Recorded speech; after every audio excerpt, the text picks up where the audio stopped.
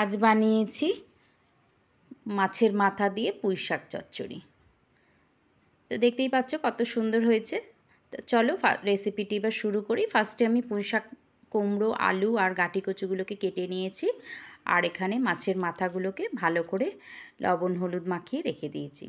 তো দেখো এইদিকে আমি কড়াই বসিয়ে দিয়েছি, কড়াইতে দিয়ে দিয়েছি তেল। এবার ফার্স্টে মাছের মাথাগুলোকে খুব ভালো করে কিন্তু ভেজে নেব।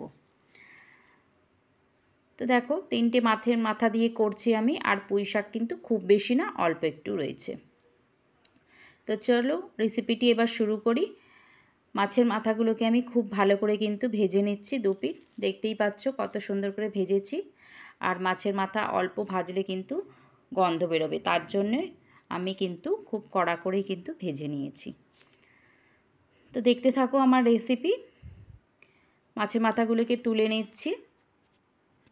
তো ওই তেলেতেই কিন্তু আমি রান্না করব, আর কিন্তু আমি এখানে তেল ইউজ করব না।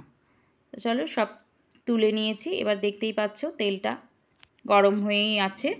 এবার আমি ফোড়নে দিয়ে দিচ্ছি একটা শুকনো লঙ্কা, আর সামান্য পরিমাণে হাফ চামচ মতন হচ্ছে 5 ফোড়ন। তোমরা এই শুকনো লঙ্কাটাকে ফাটিয়েও দিতে পারো, বাট আমি পরে কাঁচা লঙ্কা দেবো বলে এটাকে আর ফাটাইনি। তো 5 ফোড়নটা আমার ভাজা হয়ে গেছে। এবার কিন্তু সবজিগুলোকে আমি দিয়ে দিচ্ছি, আলু, কুমড়ো আর গাঁটি কচু। আমার কাছে এইটুকুই সবজি ছিল, তার জন্য আমি এইটুকুই দিয়েছি। তোমরা কিন্তু আরও অনেক কিছুই দিতে পারো, বেগুন দিতে পারো, অনেক কিছু আছে যেগুলো তোমরা দিতে পারো। তা আলু, কুমড়ো আর গাঁটি কচুটাকে খুব ভালো করে কিন্তু ভেজে নেব। 2-3 মিনিট ধরে কিন্তু ভালো করে ভেজে নেব। আর এই পুঁই শাক, মাছের মাথা দিয়ে যে পুঁই শাকটা করছি, একদম খুব ঘরোয়া আর সাধারণ পদ্ধতিতে, আর খুব সহজেই তোমরা কিন্তু বানিয়ে ফেলতে পারবে। খুব বেশি মশলাও আমি এখানে কিন্তু ইউজ করছি না। দেখতে থাকো আমার রেসিপি। তো দিয়ে দিলাম পরিমাণ মতো লবণ। লবণ দিয়ে কিন্তু আবারও খুব ভালো করে আলু, কুমড়ো আর গাঁটি কচুটাকে ভেজে নেব। তো দেখো তারপরেই আমি দিয়ে দিচ্ছি কিন্তু হলুদ গুঁড়ো। পরিমাণ মতন যতটা হলুদ গুঁড়ো লাগবে ততটা কিন্তু আমি এখানে দিয়ে দিয়েছি। এরপরে কিন্তু আর আমি এখানে হলুদ ইউজ করব না। তো দেখতেই পাচ্ছ আলু, কুমড়ো আর গাঁটি কচুটা খুব ভালো করে ভাজা হয়ে গেছে। এবার কিন্তু আমি পুঁই শাকগুলোকে দিয়ে দিচ্ছি। পুঁই শাকটা আমার খুবই কচি এবং নরম ছিল, তার জন্য খুব তাড়াতাড়ি কিন্তু পুঁই শাকটা গলে গেছে। তারপরেই দেখো পুঁই শাকটা খুবই অল্প, তারপরেই দিয়ে দিলাম 1 চামচ জিরে গুঁড়ো আর হাফ চামচ মতো লঙ্কার গুঁড়ো। আর এখানে কেটে রাখা আমি চেরা কাঁচা লঙ্কাগুলোকে দিয়ে দিলাম। তোমরা চাইলে শুকনো লঙ্কার গুঁড়োটা নাও দিতে পারো, শুধু কাঁচা লঙ্কা দিয়েও করতে পারো, বা শুধু শুকনো লঙ্কা দিয়েও কিন্তু তোমরা করতেই পারো। তো দেখো এবার খুব ভালো করে কিন্তু মশলার সাথে সবজি খুব ভালো করে মিশিয়ে নিচ্ছি শাকটাকে। তো দেখো কতটা কমে গেছে। আমি কিন্তু এখানে এখনও জল ইউজ করিনি, জল 1 ফোঁটাও দিইনি। শাক থেকে যতটা জল বেরিয়েছে ততটাই কিন্তু এর মধ্যে রয়েছে।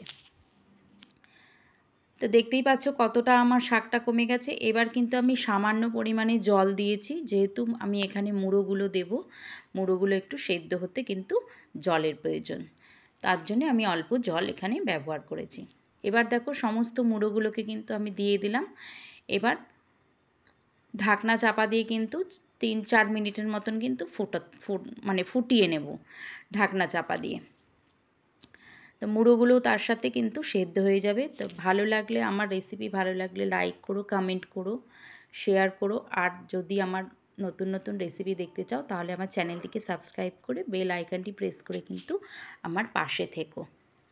তো দেখো মুড়ো দেওয়াতে কত সুন্দর পুঁই শাকটার একদম কমে গেছে, আর মুড়ো কিন্তু খুব ভালোভাবেই সেদ্ধ হয়ে গেছে। এবার আমি দিয়ে দিচ্ছি পরিমাণ মতন কিন্তু চিনি। যেহেতু পুঁই শাক একটু মিষ্টি মিষ্টি ভালো লাগে, তো তোমাদের যদি না পছন্দ হয় মিষ্টি তাহলে তোমরা স্কিপ করতে পারো। তো দেখো পুঁই শাক চচ্চড়িটা আমার কিন্তু অলমোস্ট রেডি হয়ে গেছে মাছের মাথা দিয়ে। আর কার কার এই মাছের মাথা দিয়ে পুঁই শাক খেতে ভালো লাগে প্লিজ তোমরা এই কমেন্টে কিন্তু জানিও অবশ্যই। তো দেখতেই পাচ্ছ আমার পুঁই শাক চচ্চড়ি মাছের মাথা দিয়ে কিন্তু অলরেডি রেডি হয়ে গেছে। কত সুন্দর দেখতে হয়েছে। আর সমস্ত উপকরণগুলো কিন্তু, সবজিগুলো কিন্তু খুব ভালো করে সেদ্ধ হয়ে গেছে, প্লাস মুড়োটাও কিন্তু সেদ্ধ হয়ে গেছে। তো দেখতে পাচ্ছ, আশা করি তোমাদেরও কিন্তু ভালো লাগবে।